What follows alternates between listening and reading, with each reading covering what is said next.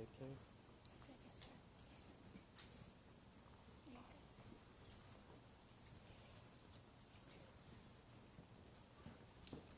All right, you guys all good? Okay. Morning. Really glad that you all showed up again this morning. Thank you for being helpful partners to us and getting the word out to the public. Really appreciate that. I want to start this morning with some good news. After spending much of last night in the water treatment plant again, I was there till close to midnight last night. I can report that we actually have pumps that are up and running, filters that have come online. We have 2 of the 8 pumps in the facility that are actively running, actively pumping out into distribution. 5 total pumps that are online and ready to kick in at some point today. We actually brought in 2 additional bypass pumps overnight to route water around and directly into our northern basin, which will feed the reservoir. And 13 of the plant's 20 or so filters are in operation. So right now, we have over 45 million gallons a day, MGD, of water that is pumping out into distribution, and that is actively filling up our reservoir. It started the night when I left around 11:30, we were about 9 MGD. So we've made some really significant progress over the last 8 hours or so. We're starting to see that reservoir level fill up. It's really encouraging. Right now, the reservoir level is at 7 feet. For some context, when our reservoir typically runs at about 18 feet, we feel much better when the reservoir fills to a little bit over 10 feet. So what does this mean for people and what they're experiencing? People are probably seeing a return not to full pressure but partial pressure. We know that there are parts of the city already, as water has been pumping into distribution since last night, that have had a return of some water function. We really need to continue to press the message of conservation, because I know that as people have woken up this morning, have turned on showers, have turned on faucets, there's probably a sense of urgency to get out there and to take a shower, to wash your dishes, to do the things that we all want to do. And I would just ask that we continue to make wise and thoughtful decisions until our reservoir gets to where it needs to be. Again, right now, that reservoir height is at 7 feet. If there's tons of utilization, that's going to drop down. We really want people to conserve wisely. With 45 million gallons a day, we should see some steady increases during the day and hopefully get over about the 10-foot mark, which would be a good marker for us. So a couple thoughts on what you will see as pressure returns. The water is not going to look like you're used to it looking, right? When there hasn't been water in the system, you'll see sediment that's picked up by the water. That water will look rusty, it may look dirty, it will look turbid, it'll look cloudy. And so that's all just natural. Know to expect that. It doesn't mean the water is bad. It means that it's picking up stuff in the system that needs to get flushed out, and that will clear up over time. Know also, we've talked about the consumption side of this. There is also, or the utilization side of this, there's also a consumption side of this, right? We are still under a boiled water advisory. So please do not consume that water without boiling it first. This likely, as I've talked about yesterday, is going to be an extended process. Once we get up to full pressures, we'll do our first round of testing.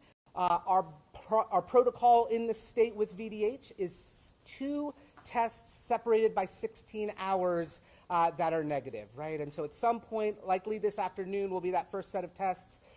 So at this point, I think it is unlikely that we will lift the boiled water advisory before Friday. We will absolutely keep you posted. It'll go out to the media when we can lift that. But that's what I anticipate at this point. So evolving situation, we're continuing to work around the clock, but know that both conservation is vital and boiled water advisory, consuming water safely, is vital.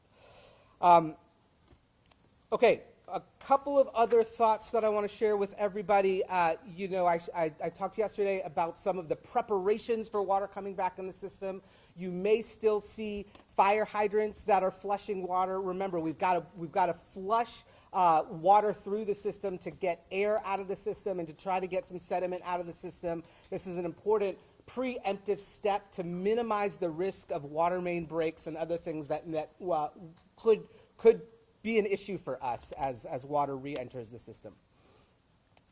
As soon as we get out of the emergency response phase, as soon as we get out of our first priority to restore water to people in the region, we will absolutely do a thorough after-action report to make sure that we fully diagnosed where the system failed, why it happened, what investments we need to make, and what we can do to prevent that from happening in the future. You know, undoubtedly, this whole episode has highlighted ongoing concerns about the fact that we live in an old city with an aging infrastructure, and we need to keep that infrastructure front of mind and continue to make investments of that to make sure that we can provide the basic services that we need to.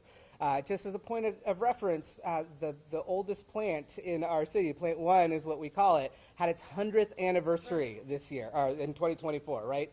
And so, you know, we are dealing with very old infrastructure, and so we've got to honestly evaluate that and do some work to make sure that we're up to speed in the days and weeks to come once we get over this emergency.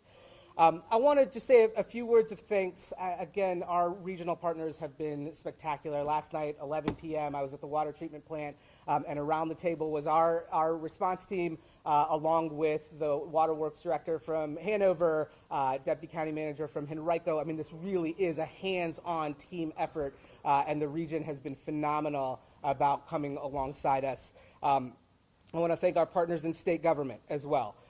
State government, I've been regularly on the phone with the governor and his chief of staff and the VDEM team. Just a couple of points of what is coming later today and what has come over the last few hours. We have 11 tanker trucks that are currently rotating with 13 additional tanker trucks on the way. Some of these tankers are going to hospitals and have been supporting hospital operations so they can continue to provide care. Overnight, the state deployed the National Guard, who is coming here with 2,000-gallon trailers to help provide water to isolated points, and then about 600,000 bottles of water that are being deployed. We've had tremendous generosity from the private sector. Walmart, Niagara, Publix, and Amazon. Walmart themselves have sent 12 tractor trailers with 6 arriving last night and 6 more this afternoon. And then Virginia Department of Corrections has supplied 5,900 units of water as well. VDEM continues to bring in pallets throughout the day, and our central incident management team is helping distribute those pallets to the places that they need to go. Meanwhile, our city will continue to stand up its water bottle distribution operations. I'm going to have my colleague Tracy DeShazer, our deputy city chief administrative officer, share some details on water distribution. Tracy. Good morning, everyone. Again, Tracy DeShazer, Deputy Chief Administrative Officer for Human Services. So again, wanted to provide an update on our water distribution efforts. Human Services has been leading and coordinating water distribution over the past several days to ensure we are adequately supporting our Richmond residents. Water distribution is moving along 2 different tracks, and so I want to ensure I emphasize what those 2 different tracks are. So number 1, you all have been wonderful partners in helping us get the word out about our citywide distribution. Yesterday, we distributed to 10 different sites across the city. Today, we have added an additional site. To reiterate, those sites are Broad Rock Library, West End Library, Hickory Hill Community Center, Belmead Community Center, Midtown Green, Pine Camp Community Center, Randolph Community Center, Westover Hills Community Center, East End District Initiative, or EDI, and Southside Plaza. Those are the initial 10. The 11th site is the Annie Giles Community Resource and Training Center. And working closely with our elected leaders, community organizations, and members of the general community, we recognize that we did need to then add that additional site. Distribution will take place today beginning at 10:30 a.m. We continue to distribute 3 liters of water per person per household. Again, I want to emphasize 3 liters of water per person per household. The reason for that number is obviously we are tracking our supply. We are trying to move forward in an equitable approach and then also ensure our residents have what they need. So that's track 1. Track 2 We are then separately working to support specialty populations. Those populations include our public housing residents, our child care centers, individuals experiencing homelessness, older adults, our immigrants and refugees, and other individuals experiencing barriers that may prevent them from getting to any of the other distribution sites. We encourage residents who do have any barrier that they are facing, whether it be transportation or mobility, to contact 311 for additional assistance. Thank you, Mayor.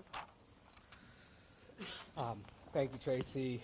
All right, and just in closing, again, I want to thank the residents of this region for their patience. I know this has been an extremely trying time to not have drinking water, to not be able to shower, to not be able to wash dishes, and that, you know, how many hours ever we are into this, the frustration is rising. So I hope people can take some solace in the fact that we've made really good progress overnight, that things are looking more positive for today. But again, take-home messages, please use water wisely. Remember that we need the reservoir height to build up so that we have full pressure going into the system so we can feed the needs of the region. So we are very much asking for us to just look out for each other, look out for our neighbors, make sure water can get to where it needs to get to in hospitals and other critical infrastructure. And so conservation continues and boiled water advisory continues. Questions? Folks, before we get going, let's do this in an orderly fashion so you don't have to shout over each other. Let's start on this end where Brad is and move around the way. So just start on the other line and just go in order. Sorry, Sarah, do you want to start? And we'll just come on. Tell us more about the bypass pumps. Are those things that city has temporarily or just city spot? Where do they come from?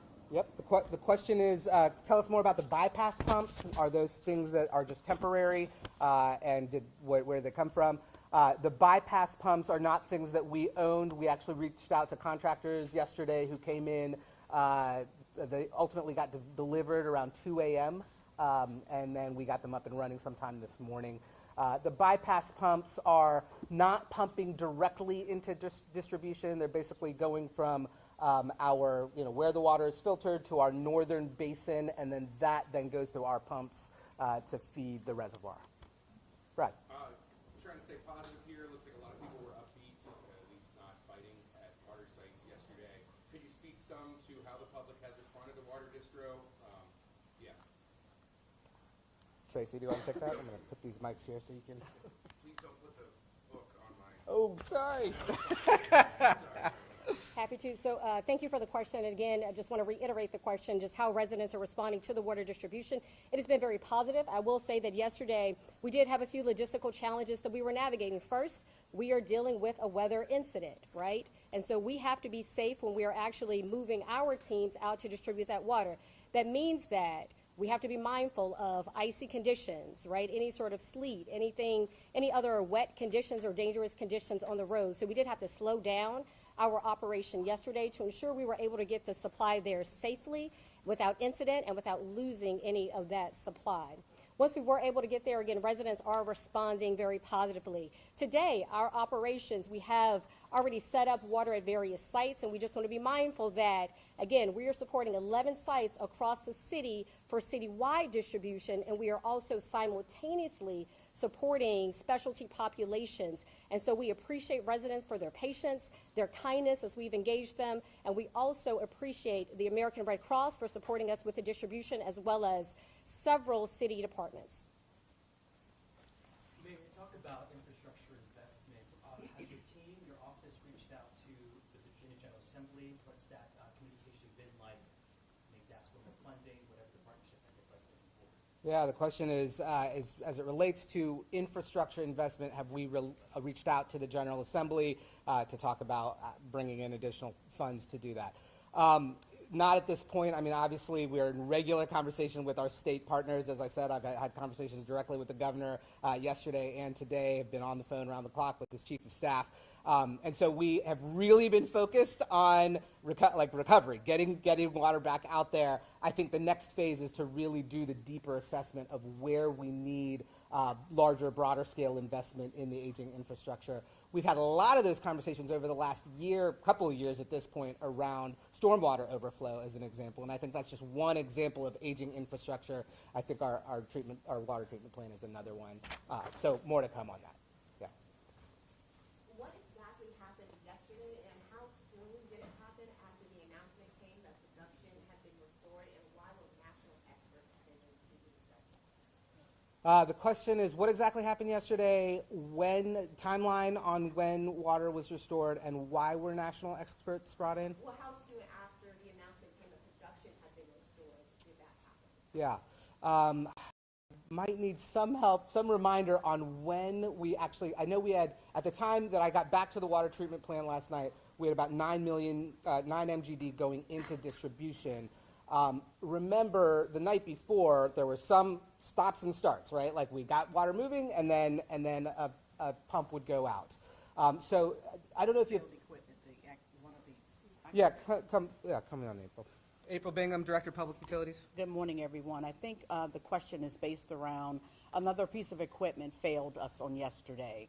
And so I think your question was, when did national agencies come in? Why? So I'm not sure if I'm responding directly to your question, but I will say this. The Virginia Department of Health Office of Drinking Water has been on site with us. They are one of our partners. And so we did not call them in. They have been there on site with us, dialoguing with us, communicating with us, and learning with us through this process. So we did not call them in. The equipment that failed yesterday caused us to turn off pumps and pipes and filters until we could stabilize the system and restart it again, if that answers your question. Can you speak to specifics on that equipment that failed, and that electrical equipment that failed, and why that was necessary? So that piece of equipment, to my understanding, manages all of our filters. So filters and pumps are needed to move water through the distribution system, and it is also needed to be able to fill up both of our basins at the plant so that we can have operations as well as distribution for the communities that we serve. You're welcome. Yeah, that's right. You mentioned that we do not own those, the bypass equipment. What is, the plan? When do we have to give those back? Are we planning to purchase our own? And what is the plan in place for that? Yeah, the question is, I mentioned bypass pumps. We don't own them. We're contracting them currently. Do we plan to purchase them in the future? I think that'll absolutely be a part of our after-action analysis. I think job number one is to get our pumps up and running and to stabilize, and then to decide. I don't have a sense of what the cost to purchase those is, and if there are contractors in the area that have them, is that as good a solution as us having them? I think we will see a number of recommendations come out in our after-action reporting, but I do think the basic point of ensuring that we have redundancy is really important, and I think our plans did have redundancy. We just had a situation where, because all of our machinery were in a couple of different spaces that flooded, the water damage impacted the entire operation, along with, remember yesterday I was talking about the IT system, that actually supports the entire operation. Ultimately, the outage that kind of shocked that system kept us from being unable to connect to servers and get that piece going until about midnight the night before. So that was some of the early delay. Yeah. Sabrina. So I have kind of a two-part question. Does your own house have water? And as we head into another storm this weekend, potentially, what's the risk of having another power outage, and would facilities survive that? Questions, does my own house have water? And then as we head into another potential weather incident, how are we preparing for that? Yeah, basically, like if a power outage happens again, Yeah. would the facility Yeah. survive that? What's the risk? Yeah, sadly, I live up on a hill in Church Hill, and so we have not seen restoration of water there yet. Hoping again, like everybody else, that'll happen sometime this afternoon. And we are obviously monitoring weather. We actually just came from an 8 o'clock briefing with our meteorologists, and so we're planning for that weather response. I think, given everything we have learned over the last 36, 48 hours about our equipment, I think we certainly are planning, like, how do we monitor against future flooding risk or power outage events, and we'll be looking in the next day or so before that weather arrives for battery backup opportunities to kind of prepare for another outage. Yeah, thanks. Yeah. Can you clarify the pumps, aside from the bypass pumps, you said 2 of 8 pumps are the social media post, the most recent one, you guys said that 5 pumps are operational, which I think would lead people to believe that those were actually actively working. Yeah, Can you yeah. explain, like, when the ones that are online are going to be working and why that discrepancy exists? Sure. Yeah. Just question is, describe a little bit more about the actual pump situation. Why are we reporting that we have 5 that are working but only actively using 2 pumps? So 2 plants, plant 1, plant 2, each has 4 pumps. We call them the north and south pumps. We have 5 that have been serviced and been working throughout the night. So we have 5 as of this morning that are in working condition, ready to start pumping. We require a certain amount of water and pressure to be in the reservoir and in our holding basin to actually be able to effectively use all of those pumps. And so that's what we're waiting for. We're waiting to hit, and I don't know the exact threshold, but we're waiting to hit a certain threshold of pressure in our system. Then we can to keep operations going. So then we can kick on the other pumps. So right now there are actively 2 pumps that are pushing water out. As when we reach that pressure threshold, we'll turn on the other pumps, and that'll put more water into the system and then get at the distribution and the pressure that people are used to. Yeah. Yep. So Tyler. the state has already said that there clearly seems to be some regulatory noncompliance on the city's part as it relates to prevention. So I'm wondering, did DPU do everything it possibly could to prevent this crisis ahead of the storm? For example, did they test the backup systems before the storm? Did they ensure the reservoir was at 100% capacity? Was the plant being powered at 100% power capacity by both power sources? And essentially, was there a proper preparedness plan in place for this storm? Yeah, the question is, how prepared were we? Did we test things leading into the storm to be able to have some resiliency? I'm day 6 on the job. I'm not sure that I can answer that in any detail. I do know that our operation, on an annual basis is going through preparedness exercises. So that will also be a part of our after-action report, looking at when was the last time that we, tested on a potential outage? What is our regular rhythm for testing battery backups? In this case, the battery backup, at least on the IT system, did kick in. It just didn't last long enough. Right? We had a power outage that was a little bit over 2 hours. The battery backup lasted about an hour. And so the IT system went down. So that's one example of, I think, we now know that we've got to plan for a longer window for that, operating brain to be up and running. Great question. More to come as we get into after-action planning. Thanks. Now, there was a federal audit dating back to 2022, and maybe Director Bingham knows more about this, but it cited the city for corroding pumps and faults with the valves and with the filters. Did faulty equipment contribute to this crisis at all? I mean, certainly aging equipment did, right? And I think aging equipment sitting in water was really the clear cause of this. April, anything you'd add about the federal audit? I don't know much about it. I can, again, April Bingham, DPU Director.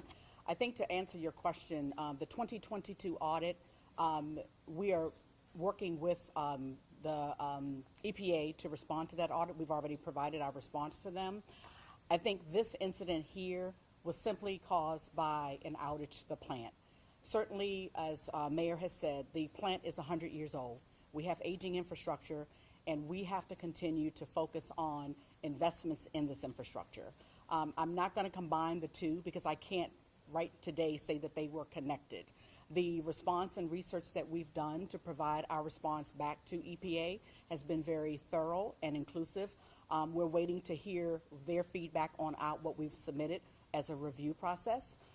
Don't know when that will be. I think right now everyone is returning from holidays and getting agendas back up and running.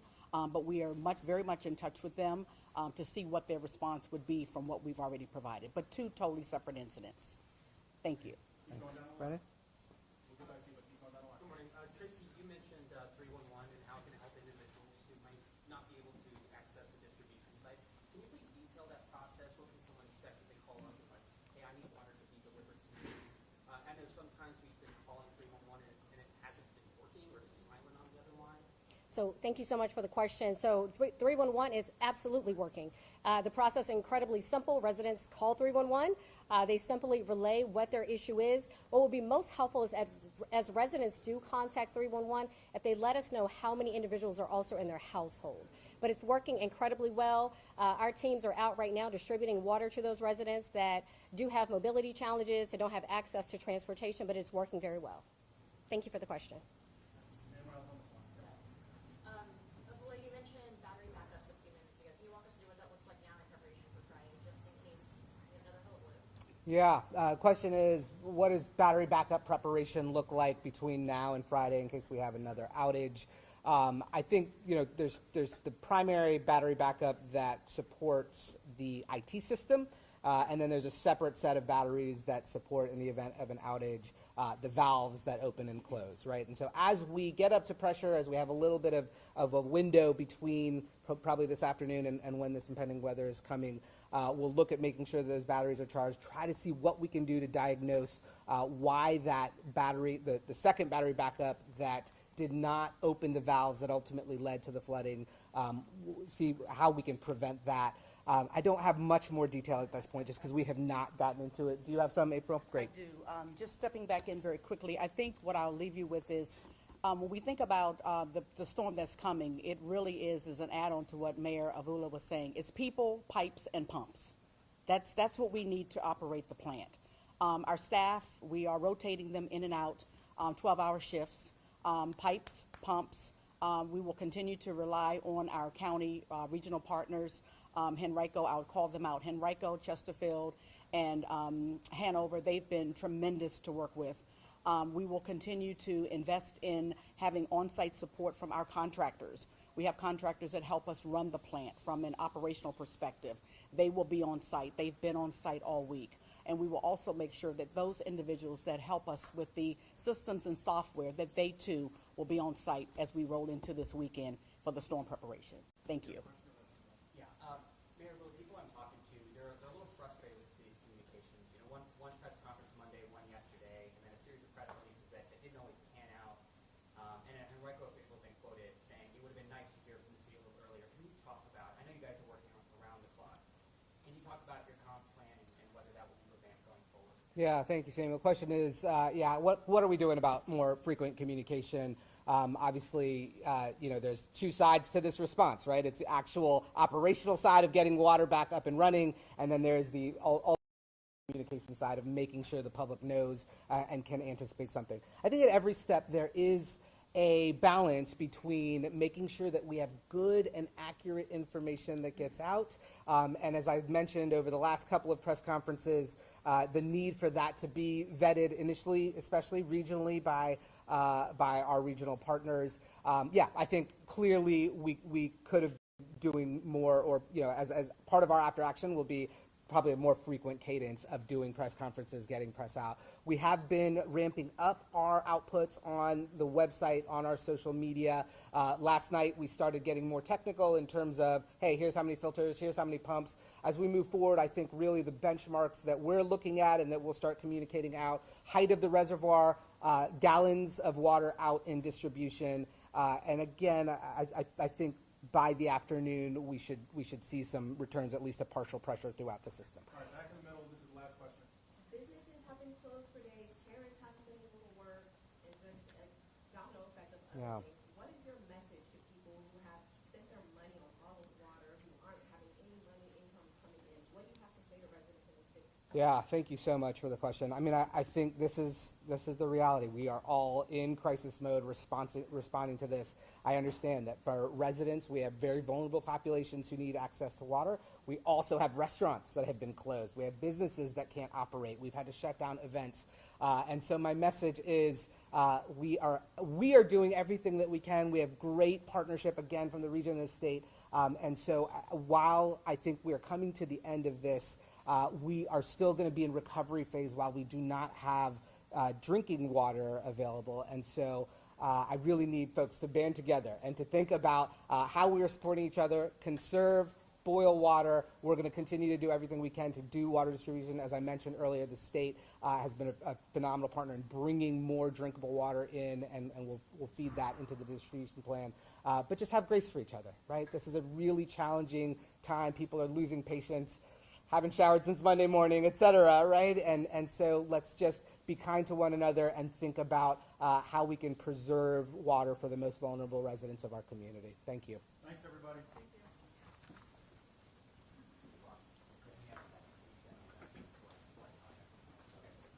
Here's, do you want to talk to Carla? Y'all are welcome to hang here, this room, all the way down the hall if you need to like chill and do some post-production or whatever. All the way down here. Please don't come downstairs.